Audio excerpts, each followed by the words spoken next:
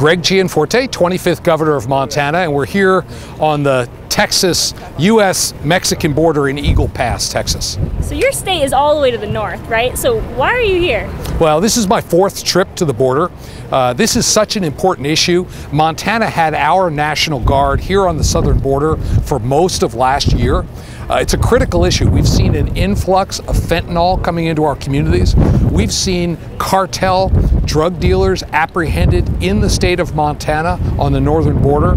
We've also seen this massive influx of illegal immigrants. We want to encourage immigration, but they should come through the ports, not swim across the river in the middle of the night. Yeah, so we're actually right next to a land bridge where people can cross right over. And then here they were actually arresting dozens of people coming right over the border. So what were you told today in the briefing, and what have you learned? Because of the leadership of Governor Abbott and the support he's gotten from other states, they have virtually shut down crossings here in Eagle Pass. They showed pictures of 3,500 people in a detention center right here in this park.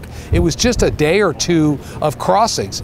In the last couple of weeks, since they've taken the actions here to secure the border, they've had single digits crossings each day. So it's clear that if the federal government decided to secure the border, they could do it. All they have to do is do what Governor Abbott's done here in Eagle Pass. Why aren't they doing it?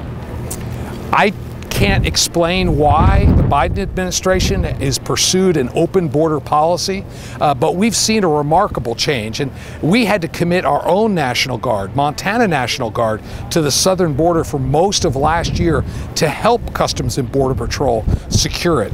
But there's no other word you can use except invasion. Almost 10 million people have crossed illegally since Joe Biden got into office. That's 10 people for every citizen of the state of Montana. That just puts it in perspective. We want people to come here, but they should come here legally.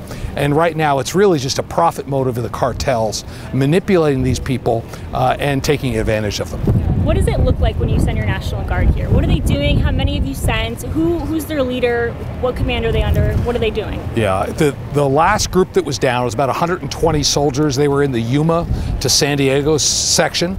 They were doing aerial surveillance and assisting Customs and Border Patrol. You've been here 4 times, you said. What's changed since then, and what else needs to happen? That's a very good question, because I've seen a remarkable change. I first came 4 years ago on the Texas border. I was down on the Arizona border, more recently in San Diego and Yuma, and now back here in Texas again. The nature of the illegal immigrants has changed. When I first came, it was primarily Central American day laborers, Mexico and Central American countries. The last time I was in Yuma this past summer, there were about 3,500 people in the detention center there, which was just 2 days of apprehensions. And unlike prior visits where it primarily been day laborers from Central America, on the day I was there, according to Customs and Border Patrol, there were 140 countries represented. These were Russian nationals, Chinese nationals, all over Eastern Europe, all over Africa, and they were not day laborers. They had designer jeans and fancy shirts and nice luggage. This is an invasion from all over the world that's coming into our country, and it is a huge business for the cartels. Why do the people of Montana care about this? Well, we're seeing drugs flood our communities. And when I talk to local law enforcement, our jails are filled with people that are addicted to these drugs.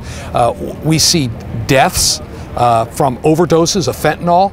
So these Mexican, we've been able to shut down Montana meth, but now we have Mexican meth in Montana along with the fentanyl, and it's breaking up families, it's increasing violent crime, and we need to secure our border and put it to an end.